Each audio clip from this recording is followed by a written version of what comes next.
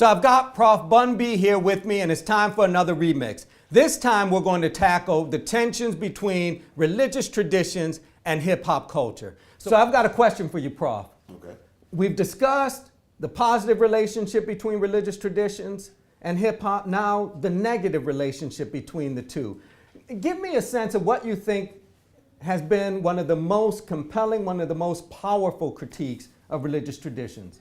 I think it's the concept of the pastor or the preacher as the end-all be-all as far as the connection between the members of the church and the higher power. I think the millennials, if you look in modern times, millennials are on a quest for Christ, but the issues has always been with the church and the pastor. As we get into this whole new age of these quote money pastors, or these pastors who have these enormous churches who are all about the contributions, and even the guys that are selling their oils, which that has always been a side factor. It's become more and more because these are the pastors that are taking advantage of television. They're the guys that are taking advantage of the social media, and they're the ones by due process they get to spread their message to further reaches.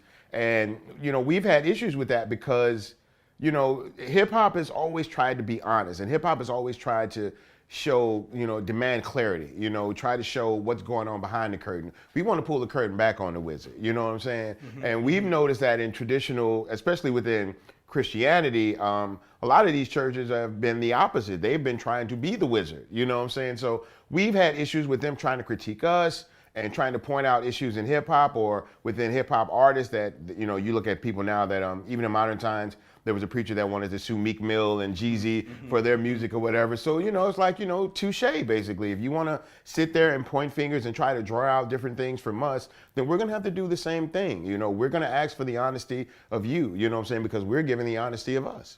So now when I look at Christianity and I look at the way that they critique hip hop, what has been their biggest issue with hip hop?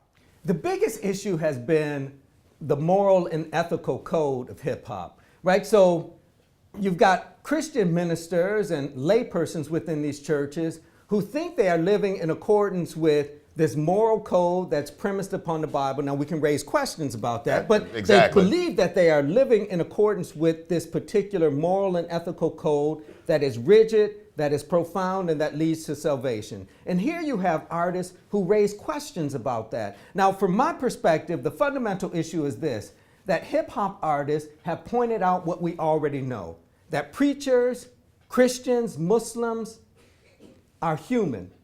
Right. Are human. Of course. And live like humans. And hip-hop artists have pointed the finger at that and raised the question, does this moral code that you preach correspond to the moral code that as a human you live? Well, like your and mom. It's an uncomfortable question. Yeah, well, we grew up in the age where mothers used to tell us, don't do as I do, do as I say. Mm-hmm. You know what I'm saying? But as we get older, we have to demand more accountability from ourselves and from others. I think that's absolutely right. You got something for me, Prof? Well, I think, when we look at hip hop and Christianity, we've been trying to bridge the gap between the two. But I think one of the things that people come to me and ask me about Christianity is that we have the King James Bible, and that's pretty much the preferred text that we use. But there are other translations of the Bible. Why is it that the King James Bible has become the one mainly used by most people in Christianity? Well, it's had such a long and profound history that folks have maintained it because it's tradition. And they raise questions concerning whether other interpretations have the same sort of oomph. Right. Now, it seems to me that most of our attention, and for very good reason, has revolved around churches, but there's also been a conversation between Islam and hip-hop artists. Absolutely. So it seems to me hip-hop artists have embraced the social critique offered by, say, the Nation of Islam, and have provided a more passive critique of its moral and ethical code. Well, I think it lends itself a little bit more to the lifestyle of a hip hop artist. And it also, when you think about the idea of the artist as entertainer, being on the stage, speaking over the people, I think, and the idea of oneself as God, I think that, which for some people may, walk the line of idolatry, I think it just lends itself more to, I think this religion fits my lifestyle a lot better. Do you think hip hop should do a better job of not using, not taking the easy road? I think, this is a matter of growth, that there's wonderful and important critique that has come out of hip hop. but it's got to continue to evolve. That's just what happens with thought, and that's what happens with activism. Now, we've got to stop our conversation, but it doesn't mean you stop thinking about this topic. We'll see you next time.